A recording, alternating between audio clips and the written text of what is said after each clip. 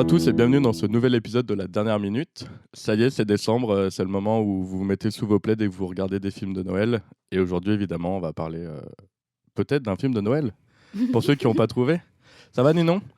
Oui, ça va bien. Tu gardes le mystère alors. Ouais, je dis rien. De toute façon, Alors les gens, que ils ont c'est déjà écrit trouvé. partout. C'est écrit partout, la miniature, elle est de partout. Aujourd'hui, nouvel invité. Mhm. Ça va, Mike? Ça va. Bonjour à tous. Merci de m'avoir invité. Avec plaisir. Avec plaisir, écoute. Tu étais très à propos pour ce film. Oui, j'imagine. Mais tu vas nous dire pourquoi. Bah ouais, alors vas-y, présente-toi, dis-nous. Eh bien, du coup, moi c'est Mike. Je suis apprenti humoriste, comme on dirait. Pourquoi apprenti? Parce que je suis pas professionnel, je ne gagne pas ma vie encore avec ça. Mais je fais partie d'une école qui s'appelle l'école de l'humour et des arts scéniques. Je suis en 2e année et je suis en train de finaliser mon spectacle. Donc j'ai bientôt, à la fin de l'année, 1 heure de spectacle. Et du coup, je pense que le lien de pourquoi que je suis là pour le film, c'est bien parce que je suis énormément influencé par tous les grands comiques visuels qu'il y a eu depuis début 1900 jusqu'à aujourd'hui. Et dont, bien sûr, mon préféré est Jim Carrey. Voilà, donc je fais référence d'ailleurs dans mon spectacle. Évidemment. Trop bien. J'aime bien quand c'est l'invité qui dévoile un peu le film. Et bah écoute, grand plaisir que tu sois là et peut-être de te voir sur scène un de ces jours. Et bien avec grand plaisir. J'ai déjà vu sur scène et c'est très marrant. Je conseille. Donc aujourd'hui, on va parler du Grinch, du Grincheux en québécois.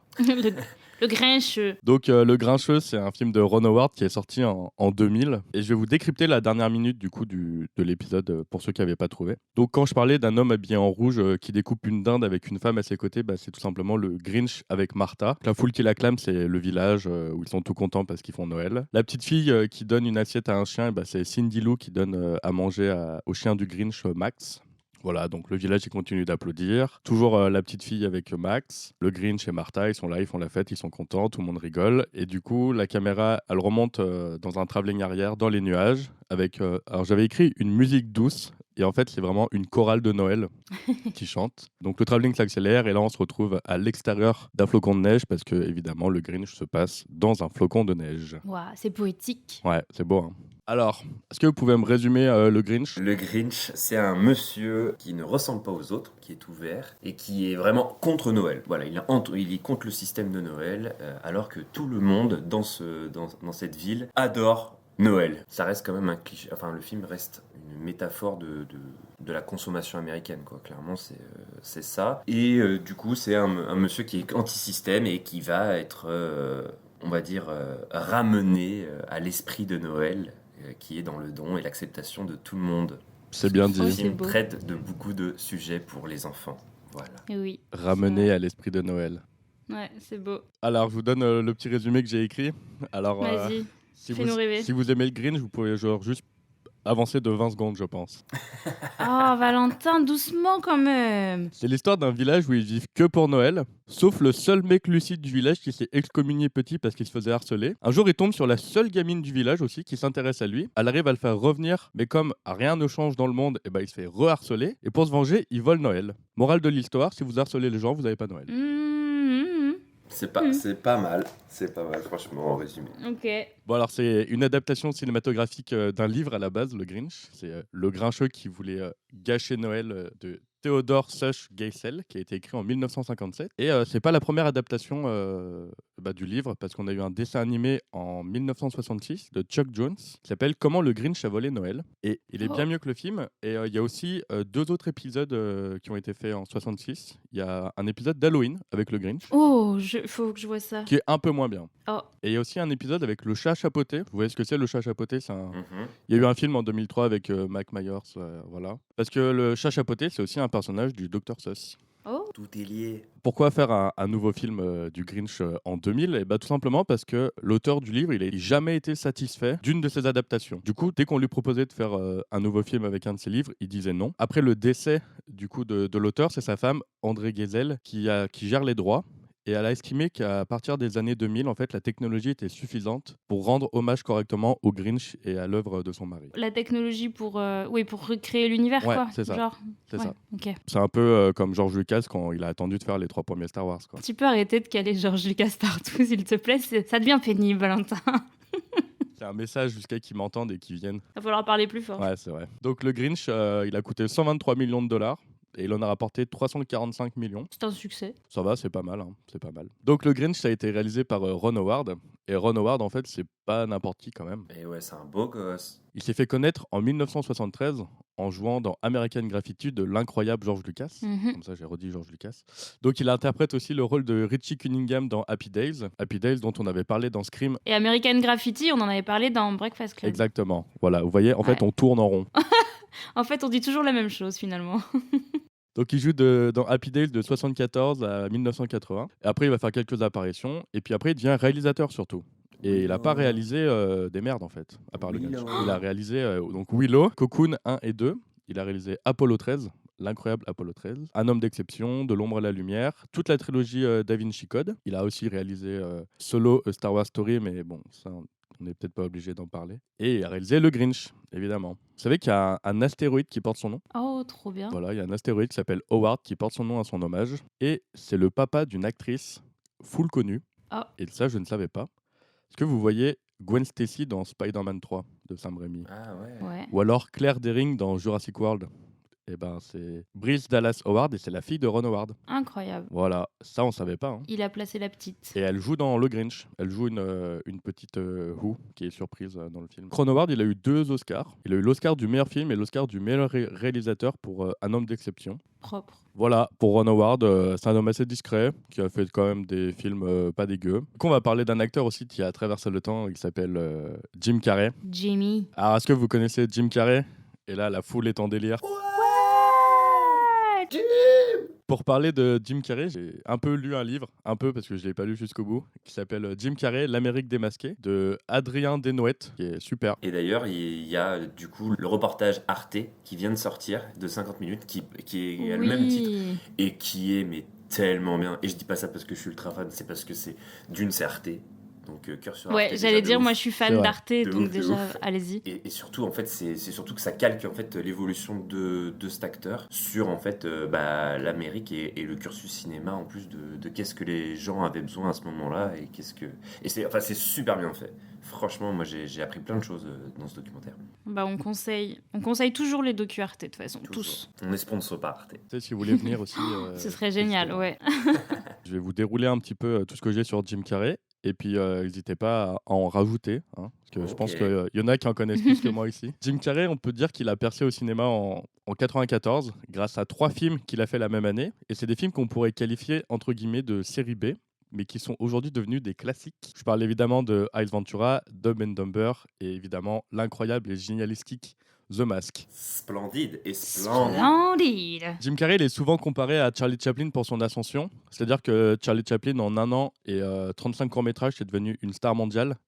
Jim Carrey, en 94, avec 3 films, il a fait 706 millions au box-office. Quoi. Putain, c'est incroyable. C'est une ascension gigantesque. Et il est aussi ce qu'on peut qualifier de représentant ce que moi j'ai appelé le renouveau burlesque. Il remet un petit peu au goût du jour cet humour de cartoon, entre guillemets, qui n'était pas du tout à la mode à cette époque, et ce qui l'a beaucoup handicapé dans sa carrière. C'est-à-dire que quand il arrive à Los Angeles dans les années 80, il se produit dans des comédie clubs, et vraiment, c'est la galère, parce qu'en fait, ce qu'il fait, ça ne correspond pas du tout à l'humour de l'époque. On est plus sur de l'humour à la Eddie Murphy, ou des choses qui vraiment, on n'est pas là pour des grimaces, on est là juste pour faire des blagues écrites, ouais, plus, des blagues sur de la... Genre Seinfeld, les trucs comme ça, non? Du stand-up. Exactement.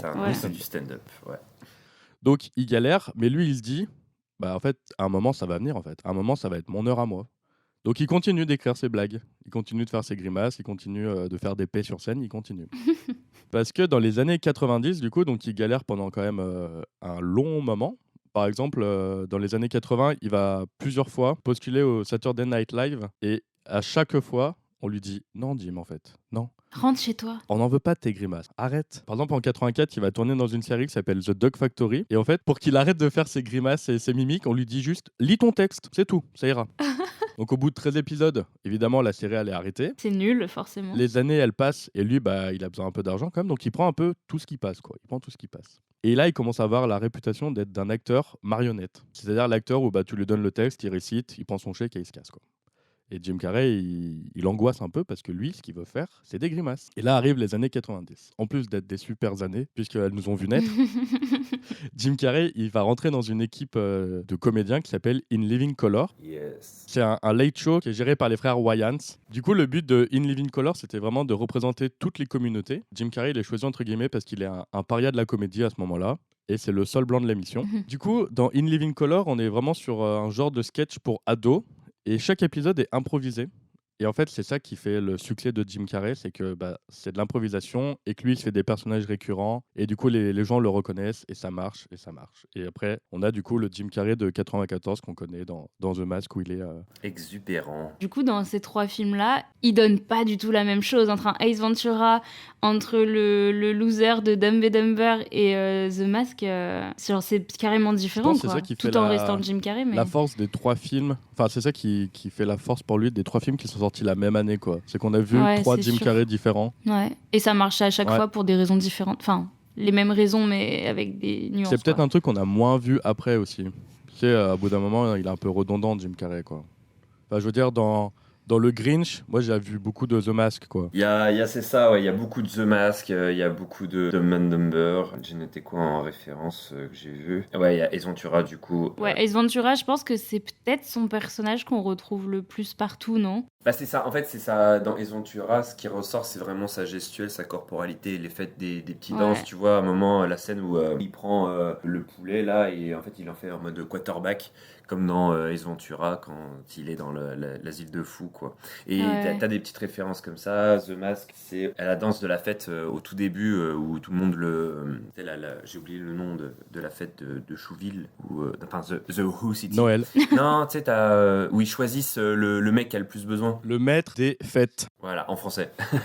Et de ça, il fait la petite danse, vraiment la petite choré de Cuban Pete, quoi, de Sancho le Cubain dans The Mask. ouais. C'est la même choré. Et c'est toujours, en fait, c'est ça, quand tu regardes il a commencé ses impros, justement, en stand-up, où il faisait des imitations.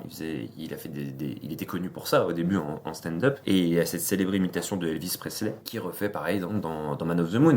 Et en fait, c'est toujours, il prend le personnage et il l'adapte à ce qu'il sait faire, en fait. À chaque fois, c'est ça, sa technique. Et après, les gens, ils ont même, les frères Farrelly, par exemple, ils ont même fait mieux. Ils ont construit des personnages pour lui.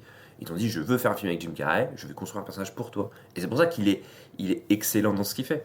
C'est parce que tout est modelé pour que lui, ça soit plus simple. Ça, c'est sa force, je trouve, à Jim Carrey. Jim Carrey, il a fait peur à un acteur aussi, en particulier dans les années 90, fin 90. C'est Robin Williams. Exactement, ouais. Alors qu'ils étaient bien potes. Oui, ils étaient potes, mais le problème, c'est que Robin Williams a longtemps été le clown des films produits par Disney, Aladdin, Jumanji. Et lui, il veut vraiment casser cette image de clown qu'il a et faire des films sérieux. Et il postule, là, il envoie son CV. Il va passer le casting pour faire Edward Nygma dans Batman Forever de Schumacher. Et c'est pas du tout lui qui va être pris, c'est Jim Carrey. Et ouais. Et à partir de ce moment-là, Jim Carrey, il va prendre sa place dans l'industrie, puisque Robin Williams, il n'aura plus le succès commercial qu'il aura à partir des années 2000. Bon, il a eu un Oscar entre-temps. Et en plus, on peut les comparer sur pas mal de choses, mais il y a quand même 2 clowns différents. Il y a le clown triste, Robin Williams, et t'as le clown extraverti qui est Jim Carrey, quoi. Que d'ailleurs, Jim Carrey a repris le rôle de Robin Williams du clown triste dans les années 2000. C'est devenu ce clown triste vraiment dans Eternal Sunshine, dans Truman Show, dans le 23. Il y a toujours un petit Jim Carrey son personnage de base, il a toujours cet humour-là. Tu vois toujours au début Bruce Tout-Puissant, il a ce côté un petit peu drôle, machin et tout, mais il va être vachement plus impacté par les choix qu'il va faire dans les films, quoi. J'ai vu la série Kidding où il joue dedans. Vraiment, c'est clairement le Jim Carrey qui a 2 facettes. C'est-à-dire qu'il est présentateur télé avec des marionnettes. Donc là, il fait le clown et tout. Et en fait, sa vie, elle est déprimante de ouf. Madame Doubtfire, quoi. Voilà. Si vous n'avez pas vu cette série, allez la voir. Franchement, elle est bien. Il y a 2 saisons, ouais. Votre film préféré avec Jim Carrey? Ace Ventura en Afrique. Ouais. C'est mon perso préféré de lui, je peux le mater je peux le mater en boucle, vraiment. C'est ça, et pour moi, sa plus grosse performance, c'est dans Me, Myself and Irene, enfin Food Irene, parce qu'il arrive quand même à se battre contre lui-même, et ça, c'est juste incroyable physiquement. Pour essayer ça un nombre de fois incalculable dans ma chambre, quand je répète, c'est incroyablement précis, c'est du très très haut niveau. C'est technique de ouf. C'est du très très haut niveau. Il se pète la gueule tout seul, et tu vois vraiment les 2 personnalités qui se frappe, c'est incroyable, c'est trop fort. Moi, je pense que le premier qui va me venir en tête, mais c'est parce que c'est le premier. Je pense que c'est comme ça que je découvre Jim Carrey à mon avis, mais c'est Bruce Tout-Puissant, quoi. Parce que quand même, je sais pas, quand même, très très marrant. Le plaisir. Je sais pas, il est drôle, quoi. Enfin, Ace Ventura, franchement aussi, ça a quand même bercé pas mal de mon adolescence, quoi. Et Food Irene, je l'avais vu aussi très jeune et il m'avait fait un peu flipper presque. Ah bah parce qu'il est flippant. Hank, il est flippant. Voilà, il est quand même très très très Et cringe, c'est ça très qui est bizarre. trop bien fait, c'est que t'arrives à sentir ce malaise-là, et le mec joue juste, en fait, toute la frustration d'un type qu'il a eu, Ouais. d'un type trop gentil finalement.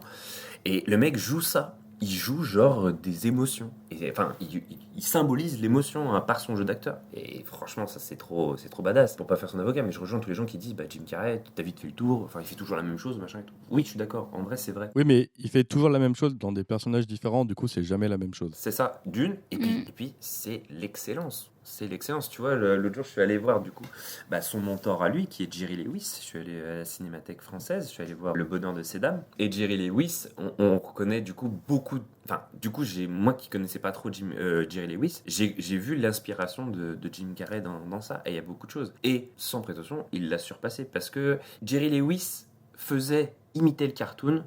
Jim Carrey est un cartoon. C'est là où tu vois la différence, vraiment. Tu te demanderais, des fois, si Jim Carrey, il sort pas d'un dessin animé, vraiment. Genre, il a une expression faciale, il a poussé l'expression faciale à son paroxysme, quoi. Le seul qui, pour moi, rivalise en termes d'expression faciale, c'est Courte Manche, mais Courte Manche avait une dysplasie faciale, donc déjà, le mec, il part avec plus 20 en agilité, quoi. Moi, je suis un peu déçu. Vous m'avez pas dit que Sonic, c'était votre film préféré. Sonic. Ouais. Sonic. Je suis un peu déçu. Et pourtant, ce qui sauve ce putain de film, c'est ce Docteur Robotnik, je suis désolé. Il est super en Docteur... Et c'est un super méchant. Ah bah oui. Regarde le Scrooge, tu regardes... Les orphelins Baudelaire, mais Ah oui, de ouf. Ouais. Putain, mais Il fait tout le temps des super méchants poétiques, quoi, genre charismatiques. En fait, tu t'attaches à ces méchants-là. C'est pas le méchant où tu dis, il est vraiment méchant, je le déteste. Tu vois, c'est pas le... Le comte Olaf des orphelins Baudelaire, il est vraiment méchant, on le déteste. Il veut se marier avec la pauvre Violette et tout. C'est horrible ce qu'il leur fait. Ouais, mais vu que c'est Jim Carrey, ça passe. tu te dis, ouais, mais... Il est quand même hyper drôle en comte Olaf, là. Ah, j'ai envie de le revoir. Incroyable. Allez, on va faire un petit tour d'horizon des films de Jim Carrey, même si on l'a quand même bien commencé. Donc, Ace Ventura, Détective Chien et Chat, The Mask, Dumb and Dumber, Batman Forever, Ace Ventura en Afrique. Moi, j'ai commencé à connaître Jim Carrey avec The Mask. Je pense que c'est vraiment le premier film que j'ai vu avec lui. Ouais, en fait, moi j'ai dit Bruce Tout-Puissant, mais je sais pas si j'ai pas vu The Mask avant. En vrai, je sais plus. Je pense que c'est dans toute sa carrière, c'est pour moi, c'est peut-être The Mask.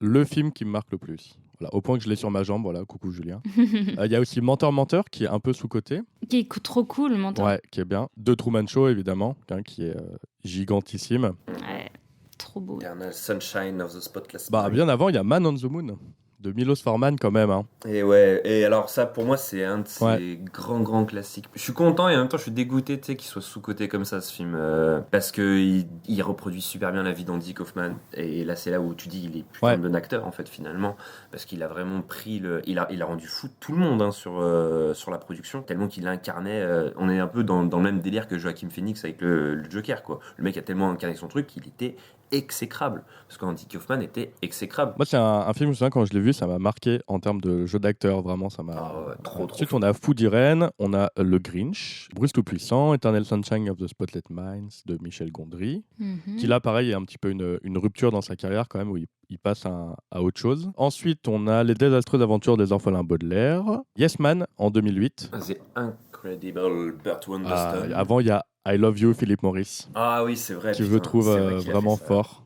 Au début, le film me plaisait pas. Enfin, quand j'ai vu la pochette, l'affiche, je me suis dit, oh là là. Et au final, le film est super bien. Ah ouais. Et Ewan McGregor joue trop bien dans ce film. C'est bon, vieux Obi-Wan. Alors, on en revient toujours à Star Wars. Hein. Je suis désolé. Hein.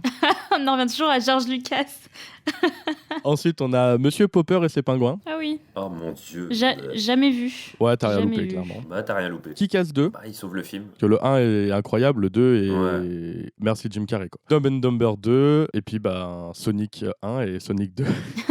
Voilà pour Jim Carrey, je pense qu'on a fait un bon tour d'horizon sur lui. Je pense qu'on pourra en parler pendant des heures. Alors le souci dans des films comme Le Grinch, c'est que quand on a une superstar qui joue un film, et ben en fait les autres ils paraissent un peu ridicules à côté. Et Au pourtant, niveau de la carrière. Pourtant il y a du lourd, mais les autres ils paraissent un peu ridicules. Et moi je vais parler de Max, enfin de la voix de Max plutôt. C'est un comédien qui s'appelle Frank Welker qui fait la voix de Max et il est connu. Max le chien? Ouais. La voix de Max? Ouais. Mais Max il parle pas. Bah oui, mais il y a vraiment quelqu'un qui a doublé le chien. C'est pas une blague. C'est un mec qui s'appelle Frank Welker qui fait la voix de Max et il est connu pour les voix de Fred dans Scooby-Doo en VO par exemple. Et il a certainement la plus grosse filmographie du film puisqu'il a doublé presque 200 films. Le gars a doublé Nausicaa, il a doublé dans les Gremlins, dans Roger Rabbit, La Petite Sirène, dans le film Super Mario Bros. Il a aussi fait des voix dans Godzilla, dans Fourmis, dans Stargate, le film, enfin bref. Le gars a fait tous les films qui sont doublés, je pense. Et quel est l'intérêt de doubler le chien? En fait, genre, j'ai fait ma petite fiche avant de regarder le film et je me suis dit, je ne savais pas que le chien il parle et tout. Je regarde le film et à la fin, je me suis dit, attends, mais le chien il a pas parlé? Est-ce que ce serait pas parce que au début, dans le scénario, le Grinch ne voulait pas créer une petite machine pour faire parler le chien et qu'en fait le chien lui parlait en compagnie, ou vu que quand même un énorme axe du film qui est basé sur la solitude du Grinch et la folie qui amène la solitude, est-ce que justement ils ont pas un moment fait parler le chien dans ses pensées ou un truc comme ça et qu'en fait ils ont dit au montage, viens on le fait juste aboyer quoi. En vrai, peut-être. J'ai rien trouvé là-dessus. Possible, hein. Ça m'étonnerait pas, tu vois, d'Universal de J'ai faire rien ça à la trouvé fin. là-dessus. Mais moi non plus. C'est intéressant comme théorie, ouais. Je voulais quand même mentionner ce pauvre comédien qui a dû faire juste wouf wouf dans des micros.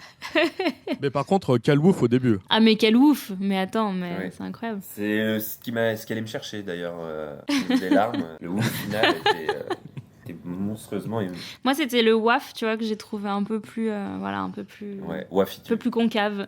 Ensuite, on a Cindy Lou, qui est jouée par Taylor Manson. Donc, Taylor Manson, quand elle a 8 ans, en fait, les personnes. Elle a 8 ans, quoi. Comme quand tout le monde a 8 ans. Bah non, mais il y en a à 8 ans, ils ont déjà joué dans Ouais, E.T., Drew tu vois. Barrymore, elle était déjà en overdose, mais... non, pardon. Pardon, Drew. J'aime Donc, beaucoup. Taylor Manson, maintenant, elle est connue pour sa musique, puisqu'elle est la leaduse du groupe de rock The Pretty Reckless. Mhm. Mais elle a joué dans d'autres films, et pas les moindres. Parce que, certes, elle a joué dans Paranoid Park de Gus Van Sant, mais aussi dans Gossip Girl de 2007 à 2012, mais elle a aussi joué dans Spy Kids 2, qui est, à mon goût, le meilleur des trois. C'est la seule qui a pas de prothèse nasale. Oui. Oui, et c'est la seule qui a doublé les Chipmunks sans autotune aussi. Mais après, Ouais. Mais non, mais aussi c'est marrant ça, parce que pourquoi elle a pas de prothèse nasale, on peut aussi dire parce que c'est celle qui pense différemment du reste des choux. Ouais. il va déjà sur l'introspection dans le film. Ah mais alors- mec, Oh là là. j'ai un PowerPoint, t'imagines même pas. J'étais là, mais oui, tout est lié. Tu sais, genre sur le mur, j'avais les petits traits, tu vois. Alors, qu'est-ce qu'on a d'autre dans ce film de Noël? On a Jeff Tambour qui joue le maire. Mhm. Alors lui, il a eu beaucoup de second rôles dans des grosses productions, comme Rencontre avec Joe Black par exemple, Marie à tout prix, Oh. Hellboy, Very Bad Trip. Et il jouait dans la série Transparent, sauf qu'en 2017, il est accusé d'agression sexuelle. Ah yes. Du coup, sa carrière a Et c'est sauté. une fin de carrière. Et allez, salut. Clap de fin, merci. Votre chèque est à la compta. Voilà, donc le gars, il a dit non, c'est pas vrai. Et après, il a dit alors si peut-être j'ai fait des choses, désolé, c'est parce que j'ai mal. Bon, allez, suivre. Et c'est une fin de carrière. Donc on le zappe, lui, on s'en fout. Mais du coup, c'est un méchant dans le film et dans la vraie vie. Exactement. J'espère qu'il a plus jamais de Noël. Déjà, il repart pas avec Martha. Ouais. On va déjà. parler de Martha, d'ailleurs. Ah oui, elle me fait trop rire, Martha elle. Mayhover, qui est jouée par Christine Baranski. Et en fait, moi, j'avais complètement oublié qu'elle était dans ce film, parce que pour moi, c'est la mère de Leonard dans Big Bang Theory. Oui. Donc vraiment, quand tu la vois, je me suis dit, ah putain, c'est bizarre un peu quand même. C'est pas la même personnage, quoi. Il y a une cassure quand même dans mon esprit. Mais moi, je l'ai découvert dans un film avec Steve Martin et Eddie Murphy, Bowfinger. Ouais, ça, je le sors vraiment du fin fond de ma mémoire. Bowfinger, roi d'Hollywood. Waouh. Steve Martin, il joue un réal qui veut faire un film, mais il a zéro thune et zéro talent. Et du coup, il réunit une petite équipe comme ça. Et du coup, Christine Baranski, elle a un rôle dedans. Mais c'est incroyable. Elle coupe une tête et elle hurle « Crève, pourriture !» Enfin, genre vraiment, elle est complètement what the fuck sur ses petits talons aiguilles. Enfin, cette femme, elle me fait trop rire. Elle a l'air folle. Elle joue souvent des seconds rôles aussi, mais qui sont assez marquants quand même. Ouais. Et c'est une très très grande comédienne de théâtre. Elle a joué Ah. dans beaucoup de pièces de théâtre, beaucoup de rôles au cinéma, mais vraiment rien de marquant à part le Grinch. On m'a cité hier dans mon oreille qu'elle jouait dans Mamma Mia aussi. Oui, c'est la copine de Meryl Streep, c'est une des Ouais. copines. Et dans la vie, elle est très copine avec Meryl Streep aussi. Et elle joue aussi dans Into the Wood. En tout cas, moi j'aime bien, je la trouve un peu déjantée, je la trouve très rigolote cette comédienne. Et du coup, vous l'avez vu Anthony Hopkins dans le film? Ah, merci. The narrator, le conteur. Le conteur. Exactement. Donc Sir Anthony Hopkins, et ben en fait la tête d'affiche avec Jim Carrey, mais sauf qu'il y en a un on le voit trop et l'autre on le voit pas assez. C'est comme vous voulez. Voilà, c'est dans l'ordre que vous voulez. C'est vrai. Donc Anthony Hopkins, c'est une légende du cinéma et il est mondialement connu pour son rôle de Hannibal Lecter. Ouais. Voilà, il a tourné avec une flopée de réalisateurs légendaires. Et pourtant, c'est pas mon film préféré de lui. Le Grinch. Non, le Silence des agneaux. Moi, je l'ai découvert dans Elephant Man de Ouais, David ouais. Lynch. Il a joué dans Dracula de Coppola. Il a joué dans Magic de Richard Attenborough. Souvenez-vous, c'est le gars qui joue le fou dans Jurassic Park.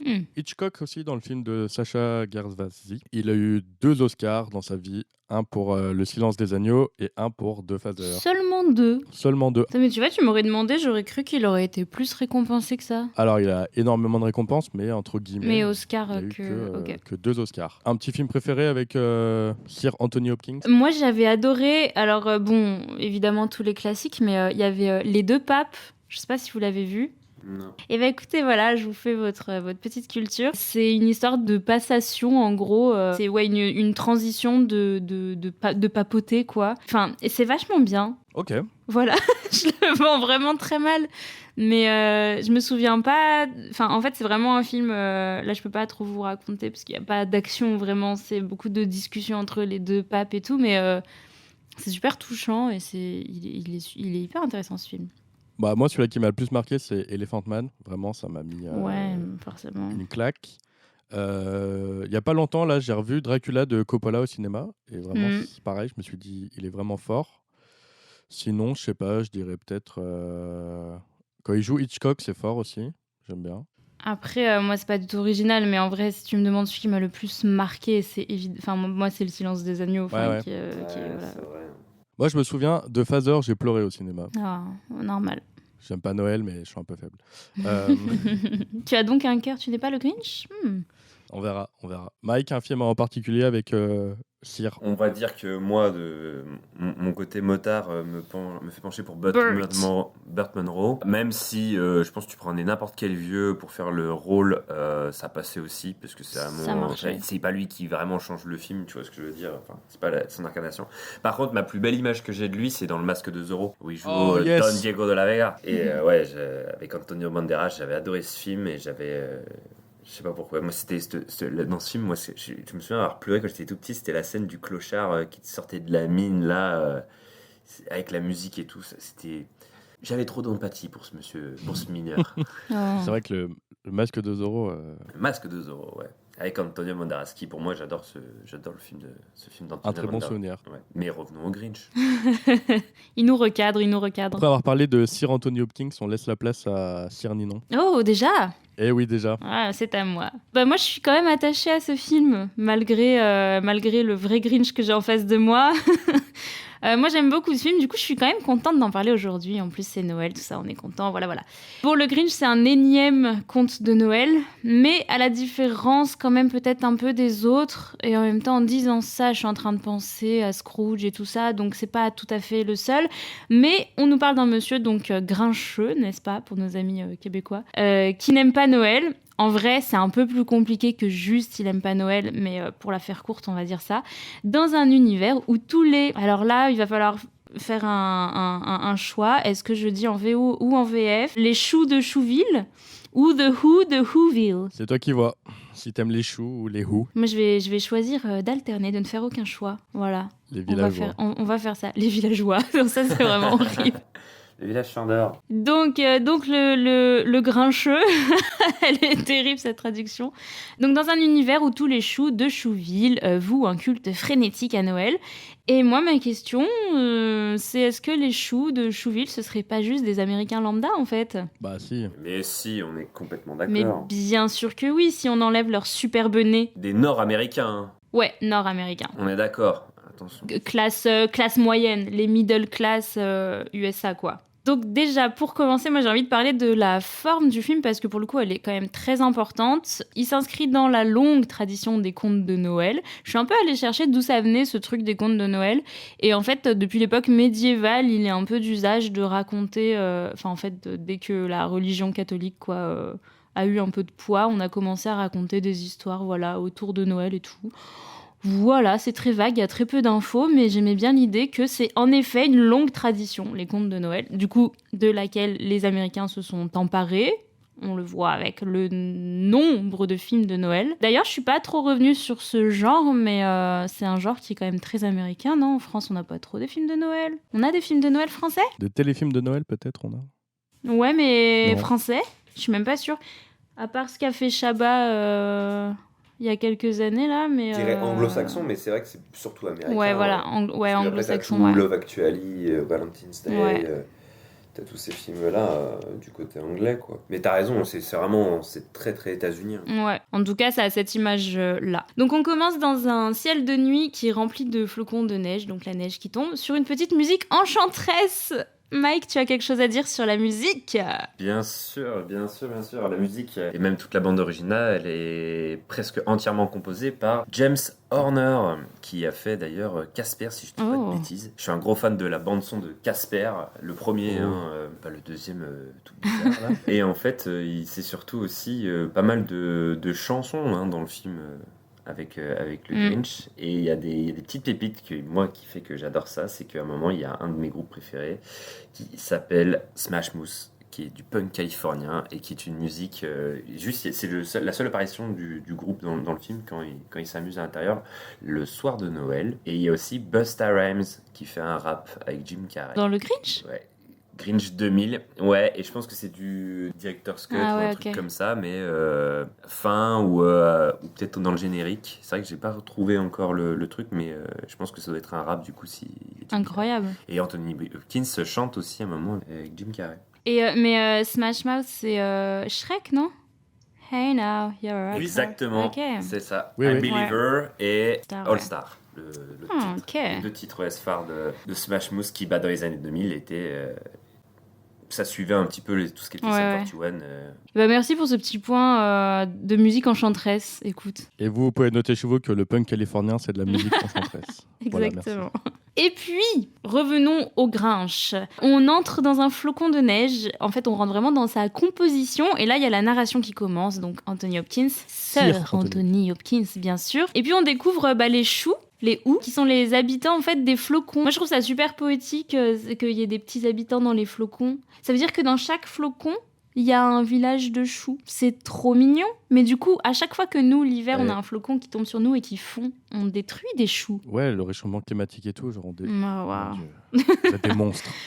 Voilà, et puis donc on découvre tous ces petits choux, et puis on entre par les nuages, il y a tout un truc comme ça, de vrai univers très fantaisiste. Donc pour ce début, on a tout d'un conte de Noël, on a le conteur, les décors très fabriqués, enneigés, ça fait un peu carton-pâte, on adore. C'est un petit village décoré avec un immense sens du kitsch, des habitants joyeux, et Noël évidemment. Alors, des habitants joyeux, oui, mais on nous plonge quand même très vite dans une frénésie en fait, et le plus gros parti pris de mise en scène qui sera présent tout au long du film pour moi, c'est le cadrage. On a des plans complètement tordus, et même dans les passages plus calmes du film, et en fait les plans souvent ils tanguent un peu, de manière plus ou moins forte, mais ça y a un truc comme ça un peu perturbant, quoi. Et déjà que les décors, ils sont archi surchargés, avec des formes très originales, des couleurs, des formes de partout. En fait, je trouve que la vraie ambiance visuelle du Grinch, c'est qu'on peut se raccrocher à rien. Enfin, c'est vraiment du décor, c'est du faux, et il y a peu de choses pour... à la limite, la seule figure à laquelle je trouve on peut se raccrocher, c'est Cindy Lou, à la limite, la petite fille, parce qu'elle est vraiment... Elle, pour le coup, elle est un peu pure, c'est une petite fille. Elle est insupportable. Mais c'est une petite fille normale, j'ai envie de dire, par rapport à tout le reste du film, qui est quand même chelou. Enfin, normal. Bon, elle chante toute seule dans sa chambre le soir, mais... Enfin, oui, normal, du coup. Je suis pas d'accord. T'es pas d'accord avec le fait qu'elle est normale ? Elle est insupportable. Ouais. Elle a toutes les morales c'est un film. Cliché. C'est que elle qu'on écoute. C'est le cliché de la petite. Oui, mais c'est ça qui est drôle. De la petite américaine. C'est la bonne parole, quoi. C'est la woke. C'est la première woke. C'est la woke patient zéro. Il faut tous qu'on s'aime, d'accord ? C'est ça. Noël, c'est un chacun. Ouais, mais n'empêche que, en termes de mise en scène, c'est un peu elle, le seul élément, tu vois, auquel carrément. on peut. Carrément. Voilà, auquel on peut un peu se raccrocher, qui est un peu moins perturbant que tout le reste, tu vois. Un peu moins bizarre. Les humains à l'écran, ce sont des humains, mais pas tout à fait. Du coup, on parlait des fameuses prothèses, là. En fait, ils ont des espèces des museaux, ils appellent ça des museaux, hein, dans l'histoire. Donc, ils ont des petits museaux comme ça, avec un grand espace entre la bouche et la lèvre. En vrai, c'est très mignon. Enfin, c'est très mignon. Je suis bien contente qu'on n'ait pas ça sur nous, mais c'est quand même... C'est chou. J'allais dire c'est chou. Waouh. Voilà. C'est pas mal. En Moi, vrai, c'est mignon. Et puis, ils ont aussi des coiffures absolument pas possibles, quoi, qui défient la gravité. Enfin, vraiment, il y a rien de très normal visuellement, quoi, on va dire. C'est vrai qu'elle a quand même une tour Eiffel sur la tête, quoi. On n'a pas parlé, mais... Ou un sapin. Et donc, même dans tout ça, en fait, même les cadres, ils sont tout biscornus. Et du coup, c'est vraiment perturbant. Ça donne un effet, je dirais, loufoque. C'est loufoque. Je trouve que ça va bien. Mais même un peu inquiétant, des fois, je trouve quand même. Des fois, ça peut... Le Grinch, pour les enfants, je pense, des fois, ça peut pas faire peur, mais ça peut mettre... Tu sais, une petite ambiance un peu cringe. Ça donne un effet, un peu inquiétant, comme je disais, alors que tout est censé être un peu beau et tout mignon à Chouville, quoi. Donc, moi, j'aime bien ce petit effet de mise en scène qui, je trouve, fonctionne bien. Et donc, sur cette séquence d'ouverture, on a une ambiance très candide, mais qui vient très rapidement être bousculée par ce qui ressemble au Black Friday de Chouville. J'ai un peu bafouillé, mais je voulais dire Black Friday de Chouville. En fait, on arrive vite dans une boutique de la ville parce que du coup, on découvre la petite Cindy Lou et son papa qui font les emplettes de Noël. Les emplettes, oui. Et en fait, c'est la cohue, il y a du bruit, il y a des gens partout, donc ils font tous leurs achats de Noël. On entend une voix qui annonce les réductions. 99, ouais. Ah, ça, c'est après, mais même avant, il y a des petites voix, mais un peu plus discrètes. Donc, à la caisse, il y a un homme qui souhaite Joyeux Noël sur fond de bruit du tiroir caisse, vraiment. On le voit empiler les billets. Et c'est le début des plans qui vont commencer à se tordre, justement, qui vont commencer à être tout biscornus. C'est le premier, il est vraiment sur lui, sur le gars avec son tiroir caisse, là, qui dit « Merry Christmas, Merry Christmas !» et qui empile les billets. Il y a la petite Cindy Lou qui demande « Papa ?» C'est pas un peu too much ? Est-ce que c'est pas un peu superflu dans notre traduction en français ? Et son père, il lui répond, mais chérie, mais c'est ça Noël ! On voit même plus la petite derrière les cadeaux empilés. C'est très rigolo d'ailleurs, ce plan, il est sympa. Il sort le cadeau, ouais. Ouais, il sort le cadeau et on voit sa tête au milieu. Et puis là, le rythme, il va s'accélérer. Le caissier, il est débordé. Il arrive même plus à rendre la monnaie tellement il est sollicité. Il continue de souhaiter Joyeux Noël en boucle comme ça alors qu'il en peut plus. Le rythme va s'affoler vraiment de plus belle et il y a un commerçant qui va donc annoncer pendant 5 minutes seulement 99% de réduction. Et là, on a le plan du Black Friday. Vraiment, ça m'a trop fait penser au plan qu'on voit à la télé. Du coup, que les Américains voient à la télé, que nous, on a tous vu en cours d'anglais, tu sais, les images où ils se ruent tous dans les magasins. Oui. On a les mêmes en France, d'ailleurs. Maintenant, ouais, en plus. Ouais. Et donc, ce qui me fait me dire que, voilà, les choux, c'est les Américains, les Nord-Américains, donc précisons de la middle class, quoi. Ils adorent Noël, mais ils l'ont complètement perdu dans le capitalisme, hein. Mais donc, comme tu disais, Mike, aujourd'hui, ça concerne plus vraiment que les Américains du Nord, voilà, hein. Mais le Grinch, du coup, ça parle beaucoup de ça, et ça parle surtout de qu'est-ce que c'est Noël et comment on se connecte au vrai esprit de Noël. Et la réponse du film, c'est pas avec les cadeaux. Donc c'est plutôt joli dans l'idée. Alors j'ai lu la nouvelle de 57 pour enfants, parce que je voulais un peu voir... c'est une nouvelle, donc c'est court. Sinon, je sais pas lire plus de 60 pages. Mais donc, en fait, je voulais voir si quel niveau de liberté les scénaristes ils avaient pris, tu vois, pour l'adaptation en film. Et la morale du Grinch, en vrai, c'est la même. Donc, il vole les cadeaux pour gâcher Noël, sauf que ça marche pas. Il entend du haut de sa montagne que les choux, ils festoient quand même. Et du coup, le Grinch, il est pris d'un énorme doute. Il se dit, mais alors, peut-être que Noël n'est pas dans les boutiques. Il s'est vraiment écrit ça, hein. Peut-être que Noël n'est pas dans les boutiques, peut-être que c'est plus que ça. Et puis du coup, il descend de sa montagne, pas à cheval, pour festoyer avec eux. Pardon, c'est nul. Donc le film, il a vraiment repris la même base et grâce à la forme cinématographique du coup et le fait que ce soit un long métrage en plus, il a pu développer encore plus cette critique-là et la moderniser quoi, parce qu'on est en 57 pour la nouvelle contre 2000. Alors ce rythme effréné là, il se calme une fois qu'on est en haut de la montagne où vit le Grinch. Et au cinéma, on le sait, plus c'est lent, plus c'est inquiétant. Donc on a compris, le Grinch, c'est le mal, c'est le méchant. Et ça vient mettre en opposition l'énergie des ados qui viennent l'emmerder chez lui, parce que oui, il y a un petit groupe de 4 ados, 2 nanas et 2 gars qui viennent en fait se faire un peu des frissons, quoi, qui viennent traîner dans un endroit réputé dangereux. Ils font de l'urbex, de ouf. Voilà. Et là, là, moi, je suis contente parce qu'on retrouve les petits codes en simplifié du teen movie d'horreur basique, voilà, pendant 2 minutes. Donc, je suis un peu contente. On a les garçons qui font les malins pour impressionner les deux ou les filles qui font du chantage aux garçons pour les pousser à faire des trucs complètement débiles. Au pied, ils ont des baskets qui rappellent grave les Nike des années 80-90, mais en mode chou, donc avec les grands orteils un peu. Enfin, je trouve ça rigolo. Ils reprennent des codes et ils s'amusent avec tout ça. C'est marrant, ça marche bien. Et tout ça dans un décor carton-pâte, quoi. Il y a vraiment une atmosphère dans le Grinch qui est vraiment particulière. Et moi, je pense que c'est pour ça que j'aime autant ce film-là. Et puis, du coup, on découvre le Grinch en termes de mise en scène. C'est vraiment comme un monstre, quoi. D'abord, on voit ses mains, ses grandes mains poilues. Puis après, le bas de son visage. Puis de dos. Et enfin, il se retourne dans une lumière verte criarde, là, qui éclaire ses poils verts. Et un truc qui fait aussi le charme du Grinch, c'est qu'il y a plein de petits jeux de mots avec les choux, donc les ou en VO. Et donc, il y a un truc un peu schtroumpf. Un petit peu. Exactement, je me suis fait la remarque, ouais. Et d'ailleurs, la création des Schtroumpfs, c'est 58 contre 57 pour le Grinch. Donc, voilà, il avait une petite longueur d'avance. Bah alors, Peyo, on n'est pas capable de trouver ses idées soi-même. Par exemple, quand il y a les ados qui viennent un peu le faire chier chez lui, pour dire juvénile, il dit juvenile, donc chouvénile, quoi. Voilà, je trouve ça trop mignon. Et il y a plein de petits trucs comme ça. Et puis, il y a aussi avec... quand la petite Cindy Lou, elle demande des infos à son père sur le Grinch parce que ça l'intrigue, parce qu'elle l'a vu, il lui dit... le père, il hésite, il dit... He's a... Et puis la petite, elle enchaîne, elle dit He's a what? Et son père lui répond exactement. He's a what? C'est pas un qui, c'est un quoi. Et c'est un quoi qui n'aime pas Noël. Donc voilà, c'est un monstre, quoi. Vous avez compris l'idée. Genre, il est pas du tout respecté. Ils sont méchants, les choux, en vrai. Ils sont très prom dog, ouais, dans le scénario, et j'aime bien ça, finalement. Ce côté-là, justement. Ça leur donne un air un peu niais, quoi. Il faudrait faire une métaphore plutôt de qui et de quoi. Viens, on les appelle qui et quoi, tu vois. Et moi, ça, j'adore cet humour-là. Et il y a plein de trucs de simplicité scénaristique comme ça qui sont en fait super drôles quand tu les prends. Parce que c'est ce que j'appelle le 3e degré, en fait. C'est du coup quand tu prends des trucs au 1er degré et que tu joues avec le 1er degré.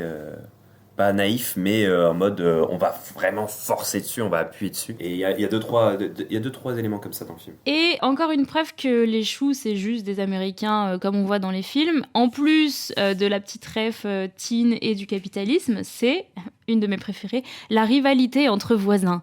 Donc ici, c'est entre la mère de Cindy Lou et la belle gosse de la ville, Martha May, dont on a parlé tout à l'heure, qui, elle, a transformé sa façade en sapin de Noël géant, quoi. Enfin, voilà, il y a de la lumière partout, c'est horrible. Avec son canon, là.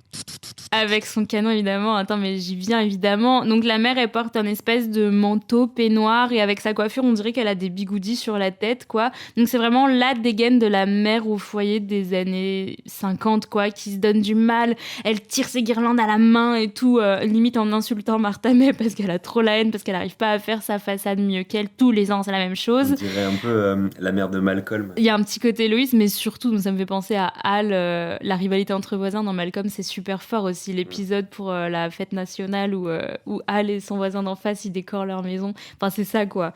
Mais c'est des thèmes qu'on voit souvent dans les comédies américaines. C'est la même époque, hein, entre 2000...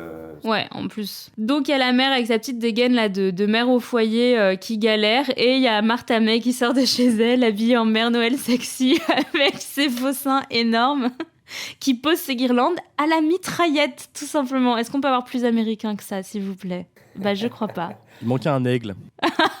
C'est vrai. Ouais, mais je pense que le flingue, franchement, qu'ils arrivent à mettre un flingue dans un truc de Noël où tout le monde est. Moi, je trouve ça très très fort. Donc elle est habillée en Mère Noël là et elle prend vraiment une posture avec les jambes écartées. Enfin c'est papa. C'est vraiment c'est trop marrant, ça n'a aucun Le sens quoi. fantasme américain. Ouais c'est ça et la mère en face qui est avec son mari qui essaye de l'aider à démêler les nœuds de la guirlande. Les lumières ont vraiment un lien en fait finalement dans tout le film parce que la référence vient plusieurs fois. Il y a quand même le concours de de la meilleure illumination, tout ça, et que tout à la fin justement les filles décident d'arracher cette guirlande pour stopper le traîneau du Grinch en disant en fait on s'en fout du paraître. Viens, on va galérer et on va faire un truc ensemble pour en remettre d'équerre, quoi. Pour moi, la lumière, c'était vraiment le paraître, tu vois. C'était vraiment le fait de toujours faire croire que t'es heureux. Ouais, carrément. En vrai, j'en ai pas parlé plus que ça, en effet. Mais ouais, carrément, c'est ça. Et même à un moment, il y a un faux raccord lumière. Et oui. Ah. C'est quand le Grinch, il vole toutes les guirlandes. Et sur le plan large, tout est allumé, il y a toutes les guirlandes. Voilà, faux raccord. Ah, j'ai pas fait gaffe. Même à la fin, t'as vu, le Grinch, il remet une ampoule, tu vois, genre, Oui. et là, tout se rallume. C'est l'interrupteur, vraiment. Ouais, voilà. Et en fait, vraiment, c'est les allusions à la lumière et aux guirlandes revient, mais je sais pas, peut-être 5-6 fois facilement dans le film, quoi. Donc, il y a vraiment une connexion avec ça et c'est vraiment un lien fort de la thématique de Noël, quoi. Il y a le moment aussi où la mère, elle vole le feu pour faire plus de lumière chez elle, là, et ça crée un accident et tout. Ouais, c'est super drôle. Et dernière chose que je vais aborder moi, dont le film traite, c'est les traumatismes à l'école et le harcèlement scolaire. Donc on est encore un peu dans le teen, on voit la jeunesse du Grinch, et surtout pour comprendre pourquoi il s'est exilé, et la réponse est, en fait, il s'est fait harceler scolairement, grosso modo, c'est un peu pour ça qu'il s'est barré. Alors derrière ça, évidemment, il y a la question de la tolérance, un peu dont tu parlais au début, Mike, de l'ouverture à l'autre, etc. C'est pour ça que ça en fait un film intéressant pour les enfants aussi. Mais on a surtout la jeunesse d'un vilain, quoi, qui n'est, entre guillemets, mauvais que parce que cette différence a été stigmatisée. C'est une histoire qu'on retrouve quand même chez pas mal de vilains, quoi, même chez les super-héros et tout. C'est juste des gens gentils, un peu meurtris, les méchants, finalement. Et c'est là où je trouve que dans l'écriture du film, du personnage, ils sont un petit peu emmêlés les pinceaux, surtout dans son enfance du coup, parce que du coup on voit qu'il arrive déjà dans un panier avec un parapluie tout difforme, ouais. Mais dans son caractère, même s'ils arrivent à garder le lien qui soit excentrique du début jusqu'à la fin, on voit quand même qu'avant qu'il se fasse moquer pour son beau cadeau, tout ça, on voit qu'il n'a pas une once de méchant, mais qu'il est très brutal, qu'il est très... il a ce rire hyper malsain, quoi. Puis il mange du verre, quoi. Et il mange du verre, oui, mais il mange du verre. Après ça, on peut prendre en mode... c'est son alimentation, il est différent. Ouais. J'arrive pas à le connecter en mode péjoratif, tu vois. Mais tout ce qui va être côté rire, tout ce qui va être côté un petit peu sadique, on le retrouve en fait avant le fait qu'il se fasse harceler. Tu vois ce que je veux dire ? Et du coup, c'est là où je trouve que c'est dommage parce qu'il y a une part de lui qui est un peu, pas malsaine, mais sadique, quoi, de base, de nature. Le mec, il est un peu...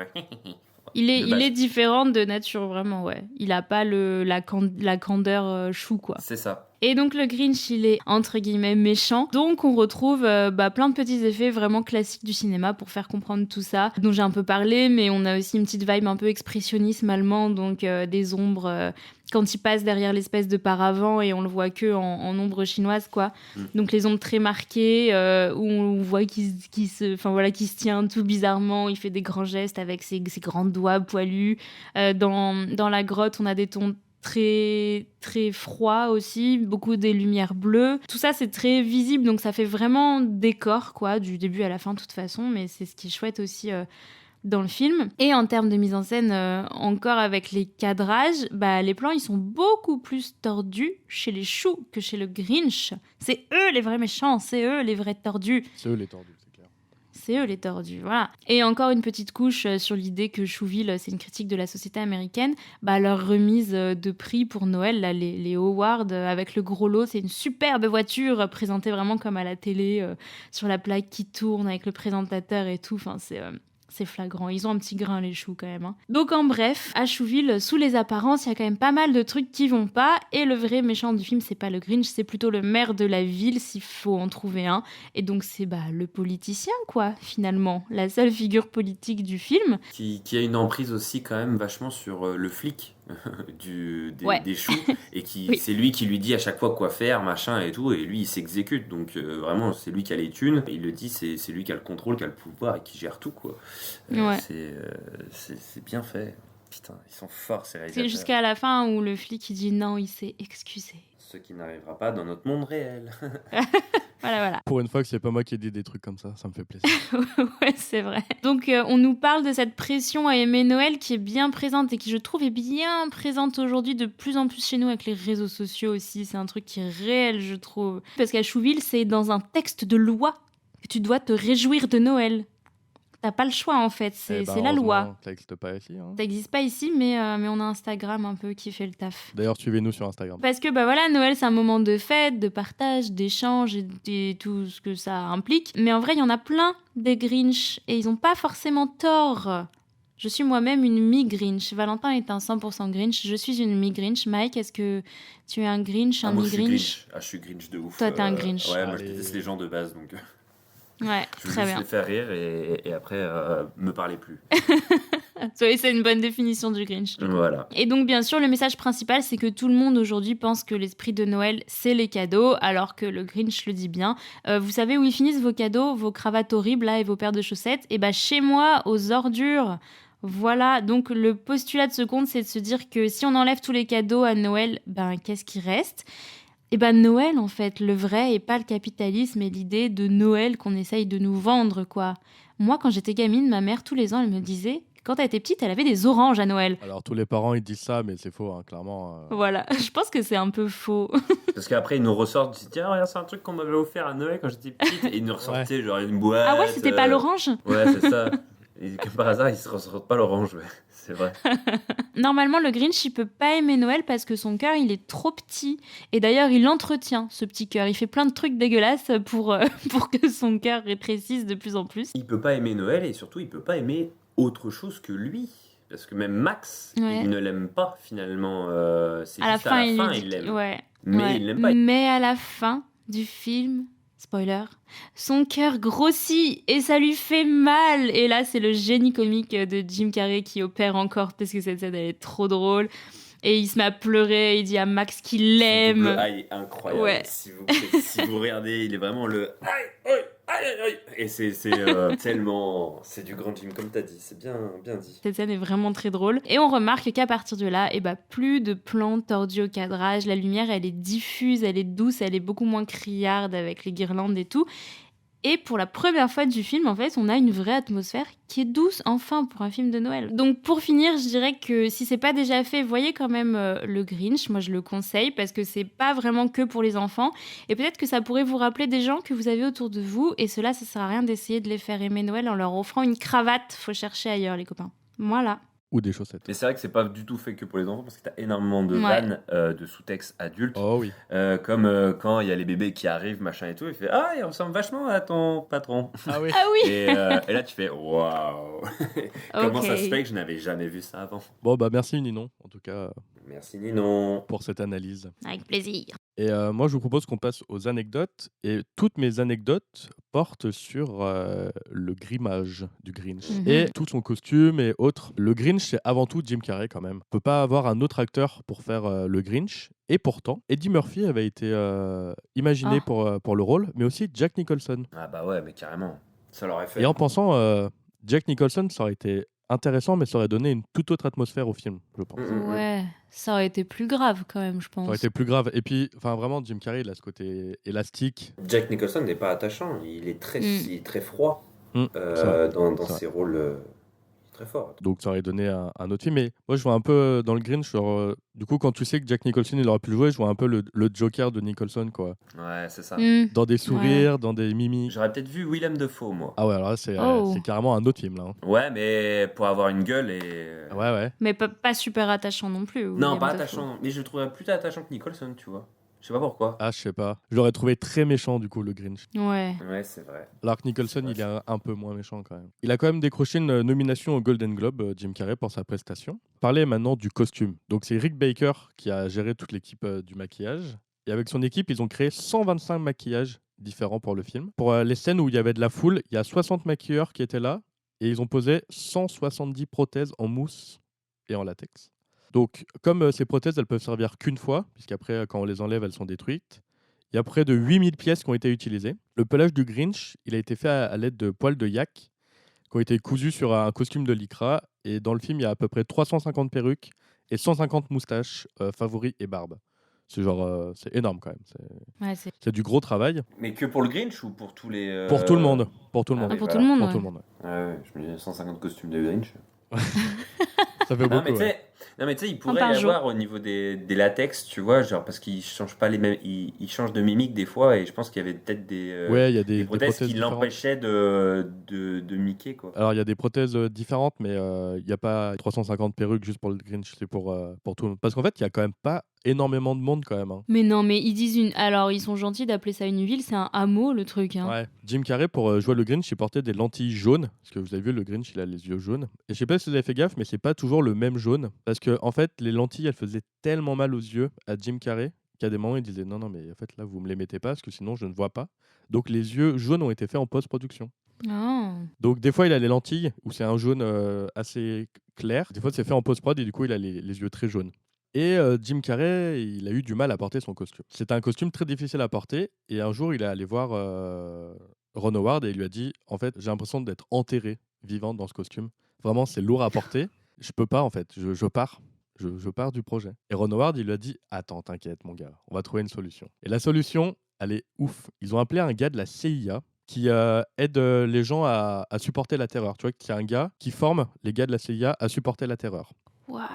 Et en gros, il a formé Jim Carrey à ça. Et je vais vous dire exactement ce que le gars disait à Jim Carrey. Alors, c'est un article de Première sur lequel j'ai lu ça. Il me disait mange tout ce que tu veux. Si tu commences à paniquer et à partir en vrille, allume la télé, demande à quelqu'un que tu connais de frapper derrière le crâne, fous-toi des coups de poing dans les jambes et fume. Fume autant que tu peux. Quoi? Et du coup, Jim Carrey, il a fumé de ouf sur le plateau. Mais fumer de la weed? Non, il fumait des clopes. Ok. Sauf que le gars, vous voyez le costume du Grinch? Il a pris feu. Ouais. Non, justement, pour pas qu'il prenne feu, il y avait quelqu'un qui portait la cigarette de Jim Carrey pour qu'il puisse fumer. Le mec, apparemment, il fumait jusqu'à Incroyable. 30 clopes par jour. Et il y avait juste une personne qui était là pour faire fumer Jim Carrey pour pas qu'il prenne feu. Attends, mais vraiment, le meilleur conseil d'un mec à la CIA, c'est de dire Fume, envoie-toi 3 paquets par jour de clopes. c'est Il n'y a ça. pas meilleur conseil que ça, par exemple. Alors moi, c'est pas un conseil que je vous donne, évidemment. Bah ouais. Mais du coup, c'est grâce à ça qu'il a réussi à porter le costume, tu vois, parce que sinon... Eh ben merci il la y arrivait cigarette, finalement. Mhm. Ouais, ça, je suis pas sûr de le garder au montage quand même. Mais les prothèses sont trop bien faites. Hein. Justement, le plan où on le découvre au début, où il y a un gros plan sur le bas de son visage, Ouais. le museau, il est... Franchement, c'est trop bien fait. Ça fait pas place... Enfin, c'est trop bien fait. Là, ça colle surtout avec toutes les mimiques qu'il faisait, parce que c'était ça le vrai Ouais. challenge, c'est que le mec il modifie tellement son visage et qu'il fallait perdre aucune mimique, parce que c'est pour ça que tu payes Jim Carrey, c'est pour ça que tu Ouais. le prends, c'est parce que il faut pas perdre l'élasticité de son visage. Donc c'est Rick Baker qui a fait le maquillage, comme je vous l'ai dit, et ça lui a permis de décrocher sa 9e nomination aux Oscars pour avoir sa 6e de ses 7 statuettes pour meilleur maquillage. Putain. C'est le gars qui a un record à Hollywood. Du coup, ce maquillage, il était tellement réaliste que Jim Carrey, quand il avait des pauses pendant le tournage, il allait s'amuser à effrayer les gens du parc Universal en Californie, dans lequel se situait le tournage. Donc il y a des gens, ils n'ont pas dû comprendre, ils ont vu genre un gars arriver en vert là. Avec un mec qui tenait sa clope, c'est ça. Et son oignon dans la main.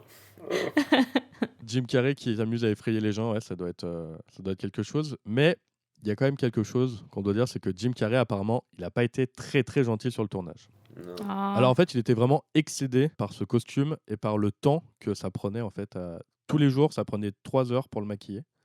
Donc tous les matins, donc il était un peu excédé. Et apparemment, il était très très méchant, au point qu'au bout de 2 semaines de tournage, c'est comme s'ils avaient bouclé 3 jours. Le gars n'arrivait pas à tourner, le gars était juste méchant. Et en fait, il disparaissait, genre il se barrait, il revenait avec un métillage d'effets. Enfin, Ah, Oh ces non. artistes. voilà, vraiment, on ne pouvait pas. C'est un artiste japonais qui le maquillait, qui s'appelle Katsuhiro Tsuji, qui était le chef maquilleur de Jim Carrey. Je ne sais pas si on peut dire comme ça, mais vous avez compris ce que je voulais dire. Et pareil, il a témoigné dans son livre que des moments dans la loge, Jim Carrey, il se levait comme ça, genre pendant qu'il se faisait maquiller, et il lui disait non, mais tu vois pas que c'est pas le même verre qu'hier, tu fais n'importe quoi, tu te fous de ma gueule. Enfin bref, il pétait des câbles, Jim Carrey, au point que le maquilleur, il lui a dit bah vas-y, prends des vacances, pars parce que là c'est plus possible. Et Jim Carrey l'a lui-même rappelé en lui disant ouais, désolé, j'ai un peu abusé. reviens, on a besoin de toi et tout. Jim Carrey sait se remettre en question, ok. Mais il était à bout en Ouais, fait. je Mais il a pense. fait une Alors, dépression juste après, Oui. je crois, tout dire. Ouais. Ah, le prothésiste Oui, oui. Ouais, Ouais. Oh merde. Il a voulu arrêter sa carrière. il rend fou. Ah bah il rend fou. Ouais. Dans Man of the Moon, il a été immonde, apparemment. Mais il jouait son rôle, quoi. Il impactait son rôle. Mm. Il jouait ce bon vieux Andy Kaufman. Voilà, pour les quelques anecdotes que j'avais sur ce film, il n'y avait pas énormément de choses. J'ai creusé un peu, mais c'était pas la folie. J'aimerais bien parler surtout de la solitude, en fait. Il y a une grosse parenthèse sur la solitude du Grinch, et c'est assez dingue. Il est tout seul, il a son chien de compagnie, qui lui fait faire des misères en plus. Hein. Il le transforme en reine,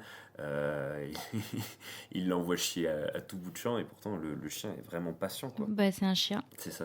Mais ouais, vraiment, la solitude rend fou, parce qu'il parle tout seul, il s'insulte lui-même, il s'ennuie. Bah, puis son agenda, quoi. Moi, c'est le truc qui me Ah faisait oui. le plus rire Ouais. quand j'étais petite. C'est très drôle à doubler, en plus. Vraiment, quand il regarde son agenda, il dit bah non, de toute façon, je peux pas. Et quand il est invité pour les awards, là, qui reçoit la lettre et tout, il dit bah non, c'est impossible parce que je dîne avec moi-même. Là, je dois hate.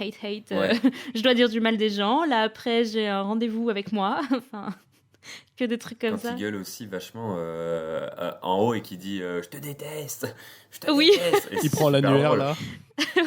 C'est son activité, quoi. Mais ça pourrait devenir un mème parce qu'on connaît tous un mec qui est comme ça et dans notre entourage et qui déteste tout le monde tout le temps, et tu dis en fait c'est le Grinch, quoi. Donc non, de ce côté-là c'est super bien fait. Moi j'ai bien aimé aussi dans le film comment c'est construit. C'est peut-être pas après mon côté un petit peu humour stand-up, mais c'est vraiment, on y voit beaucoup de punchline, quoi. C'est une succession quand même de gags, une succession de trucs drôles, quoi. Il y a vraiment, et il y en a plein des détails, il y a plein de détails super drôles qui sont par-ci par-là, que ça soit en background ou que ça soit en gros au premier plan, quoi. Mais tu vois, c'est pareil, il y a aussi tout, j'ai pas trop réussi à expliquer vraiment la scène avec Cindy Lou quand ils se rencontrent. Et qu'elle est tombée dans la machine à cadeaux, tout ça. Ouais. Pourquoi il la sauve? Pourquoi il la sauve? Ouais. Moi, je suis revenue en arrière, ouais. Ouais, pourquoi il la Pour sauve? voir. Parce que le fait qu'il la sauve, ça va pas déclencher un petit truc dans son cœur ou et on sait pas si ça vient d'un élan. Enfin, Bah, peut-être que c'est juste pour l'engueuler parce que, tu sais, il prend comme excuse pour la sauver parce qu'elle a, en tombant, elle arrache un petit mouchoir à lui, enfin un petit bout de sa cape dégueulasse là. Mhm. Et du coup, elle l'a à la main et il la sauve, il la sort. Et le premier truc qu'il fait, c'est qu'il lui prend le truc des mains et lui dit mais ça va pas, non, c'est pas à toi, ça, c'est à moi. Et il l'engueule. c'est juste Donc, pour le plaisir de l'engueuler, quoi. est-ce qu'il se dit, ouais, tu vois. Enfin, et puis c'est Max aussi qui le force Moi à... j'avais une autre théorie, c'est que c'était le cœur du Grinch, c'est Max, parce qu'à chaque fois, avant qu'il devienne gentil, à chaque fois qu'il fait un truc gentil, un truc grimé, c'est Max qui le force. Ouais, c'est pas oh, les faux, ça. chiens. Ouais, parce que c'est Max qui le tire et tout pour le forcer à la sauver, mais du coup, il doit évidemment faire un truc désagréable une fois C'est qu'il aussi l'a sauvé. Max qui le pousse à fond à aller à la fête pour lequel il Mm. est censé recevoir la récompense. Enfin voilà. Ouais, Alors pour finir, je vous propose qu'on passe aux critiques. ouais. Donc le film est sorti en décembre 2000 et en fait en décembre 2000, il n'y a pas d'autres films pour enfants au cinéma à part Chicken Run. Mais sauf que comme on est en Oh. décembre et que c'est Noël, bah en fait t'emmènes Ouais. voir le Grinch, tes gamins, et pas Dommage, Chicken parce Run. que Chicken Run est très bien, quoi. Le public a plutôt bien aimé à la sortie, mais pas la presse. Donc il y a un super article, j'imagine, dans le cahier du cinéma de décembre 2000 que je n'ai pas réussi à me procurer. Voilà. Cahier du cinéma, n'hésitez pas à me les envoyer comme d'habitude. Et donc je suis allé chercher un petit peu les critiques d'autres magazines de l'époque. Et première, par exemple, si cette adaptation par Ron Howard ne rend pas totalement justice à son auteur, elle n'est pas moins vive, souvent drôle et incroyable, fertile en décors saugrenus. Oui, ça va, c'est pas mal, c'est sympa ça. Ouais, c'est pas dégueu, ouais. On dirait Ninon qui a fait la critique sur les décors directs. Moi j'adore les décors. L'Obs, ils avaient écrit à l'époque que le film aurait été bien mieux s'il avait été réalisé par Tim Burton. Mais bon, il est signé par Ron Howard, alors il est, je cite, sympa. Ouch. Je serais curieux pour Tim Burton, tu vois, ouais. Je serais curieux Ouais. de voir quelle gueule ça aurait donné. J'avoue que ça pourrait bien rendre. Ça aurait été cool aussi, je pense. Mais du coup, Johnny Depp en Grinch? Bah non, Jack Non. Nicholson. Bah, c'est pas le même public alors. Non. Du coup, c'est plus de l'enfance, c'est plus de l'ado, quoi. Ça ressemblerait plus à un Beetlejuice, Ouais. quoi, je pense, Ouais. chez Timber. Mais il aurait fallu que ce soit le Tim Burton de l'époque, quoi, pas le maintenant, quoi. Parce Ah bah que, oui, non. Donc je suis allé sur Sens Critique, comme d'habitude, et le film a 5,3 sur 10, ce qui n'est vraiment pas beaucoup pour un film qui est si aimé par Si tout le monde. connu. Alors, qu'est-ce qu'ils nous disent un peu? Donc, ce qui revient souvent, c'est que tout est trop gai, trop déchaîné, trop cartoonesque, trop folklorique. Ça bouge tellement dans tous les sens que ça devient rapidement un bordel accablant et incessant. Bah oui, mais c'est l'idée, les Oui. copains. Incapable de donner la moindre ampleur à des décors pourtant impressionnants. Le rythme du récit, il est à chier. Bon, c'est pas écrit comme ça, mais c'est moi qui vous le dis. Ron Howard, il enchaîne les plans qui ont aucun sens. Genre, un coup c'est tordu, un coup c'est droit, un coup c'est tordu. Les contre-plongées, pourquoi faire des contre-plongées sur Cindy Lou C'est pour la rendre encore plus petite, ça sert à rien. Perspective, bah, il y en a pas. Bref, c'est désastreux, c'est un peu claustrophobe. Jim Carrey, il en fait des tonnes. Il en fait même trop à un point que ça devient énervant. Moi, j'ai des yeux qui se sont levés envers moi, là. Non, mais je vois qui a pu faire des genres de critiques. Donc, c'est des critiques assez fortes quand même. Mm. En fait, je vois ce qu'ils veulent dire, mais je pense que si tu creuses un peu le film, bah en fait tout ça tu comprends pourquoi c'est fait. Bah, comme Bah on l'a fait ouais. en fait, tu vois. Voilà. Mm. Moi, je suis pas du tout d'accord avec tout ce qui a été dit. C'est même plus le principe. C'est en fait ce qui est bien chez Jim Carrey et même dans Ron Howard et ce qu'ils ont fait dans ce film, c'est qu'ils ont parti d'une idée. Et pour que ça marche, il faut pas le faire à moitié. Il faut y aller à fond sur tout. Et on a tout exagéré. C'est de l'exagération de tout. Et c'est ça qui est drôle. C'est qu'ils ont exagéré les costumes, ils ont exagéré les coiffures, ils ont exagéré le nombre de cadeaux, ils ont exagéré le bonheur des choux, ils ont exagéré jusqu'à 99% de réduction. Tout a été exagéré. Mais parce que c'est une caricature. Et quand tu caricatures, tu exagères. Et c'est ça, en fait, c'est ça qu'ils ont peut-être pas compris. Pourquoi le Grinch parce qu'il est évil. Donc ils ont caricaturé sa solitude, ils ont tout exagéré.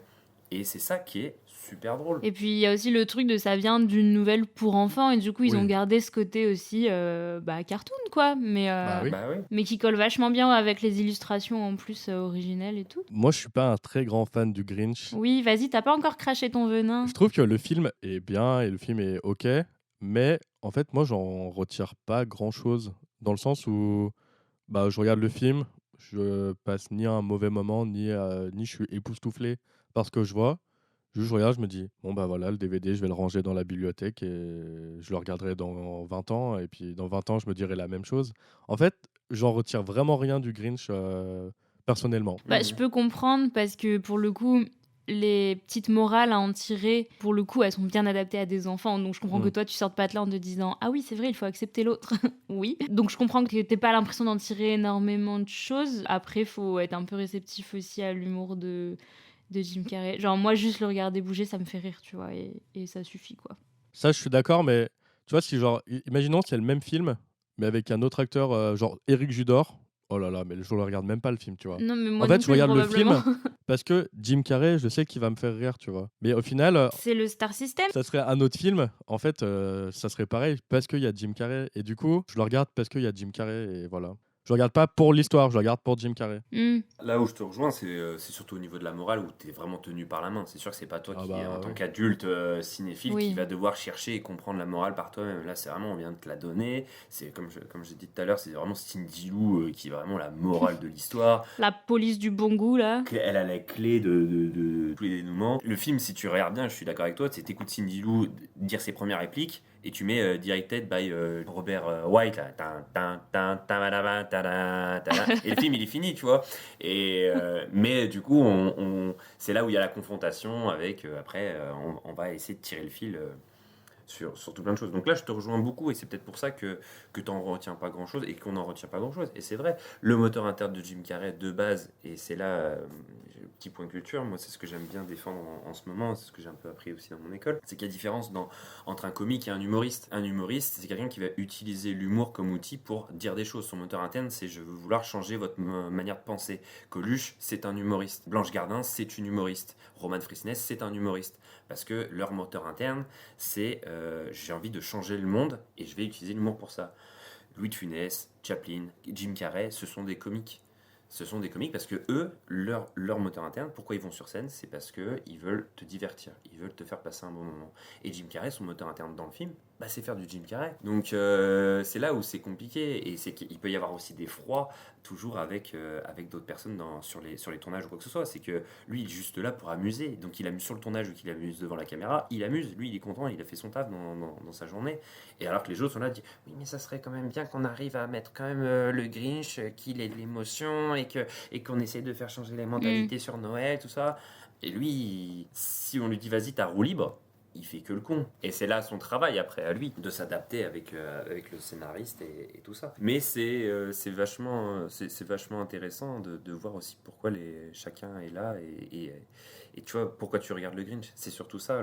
Et je pense que c'est ce qui fait qu'il y a deux écoles de ceux qui aiment et ceux qui n'aiment pas Jim Carrey. Oui. Qui ont une mentalité humoriste et il dit rien, il gueule et il fait machin, parce qu'ils ne veulent pas être divertis, ils veulent plutôt réfléchir, ils veulent pas être poussés à la réflexion. Ils ne trouveront jamais ça chez Jim Carrey.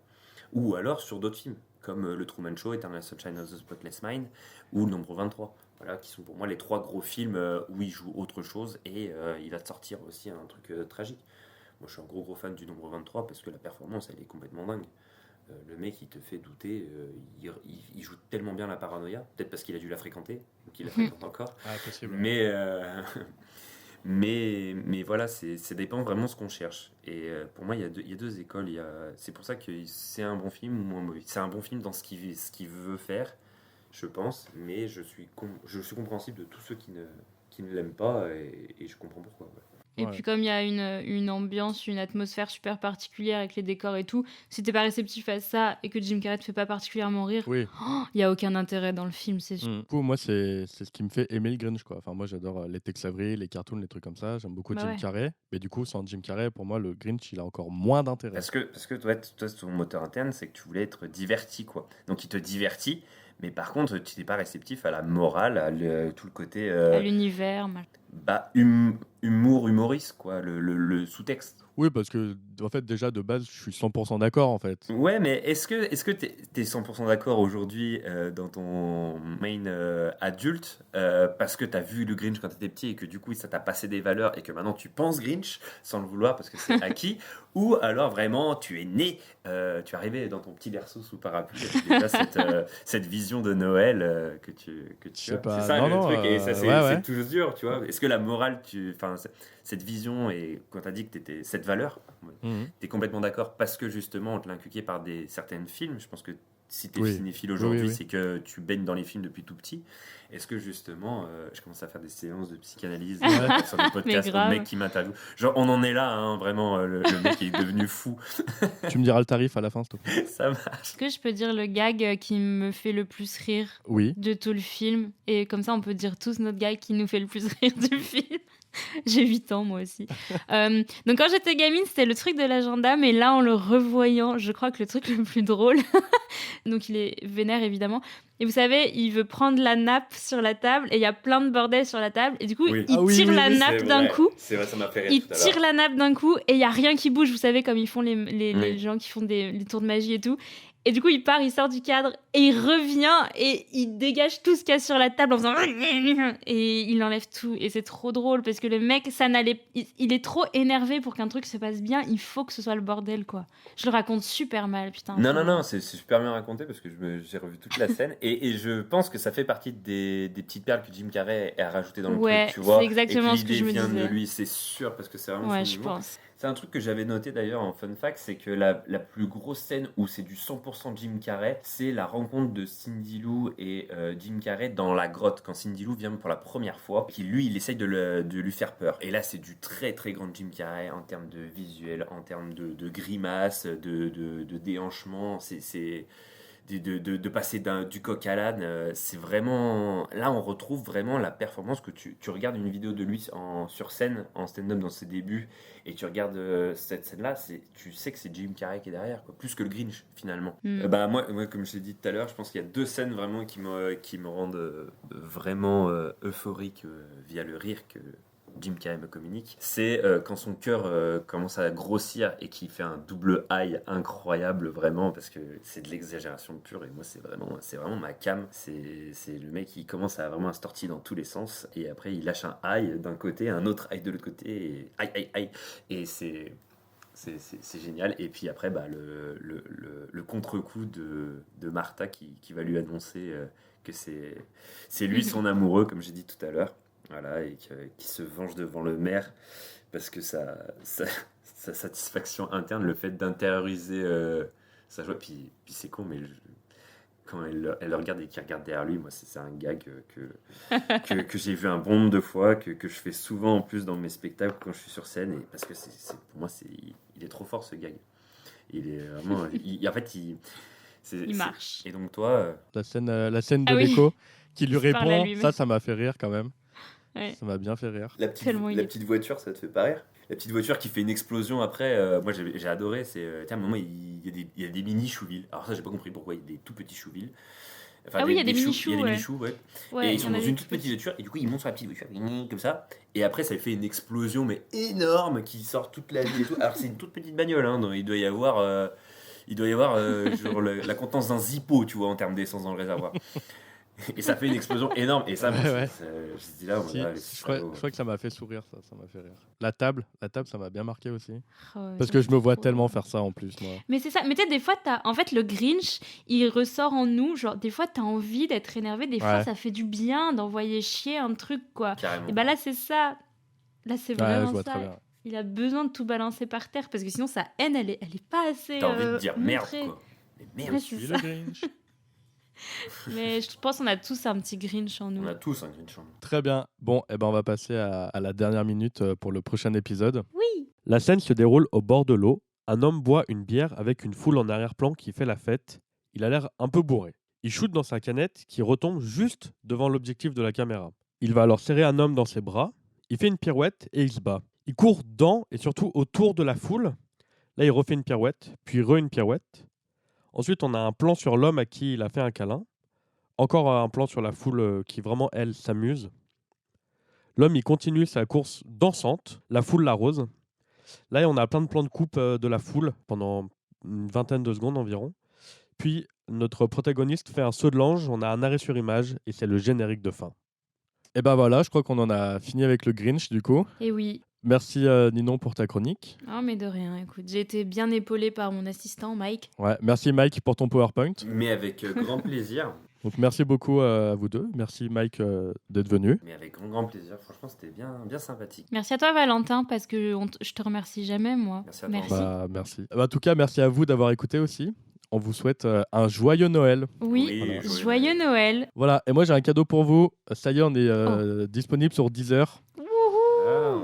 Voilà, il était temps, mais ça y est, vous pouvez enfin Yes. nous écouter sur Deezer, donc n'hésitez pas à partager. Vous pouvez toujours nous retrouver du coup sur Spotify, YouTube et sur notre compte Instagram, La Dernière Minute. Voilà, Oui. et bah écoutez, à bientôt et à l'année prochaine. À l'année prochaine, joyeux Noël. Joyeux Noël.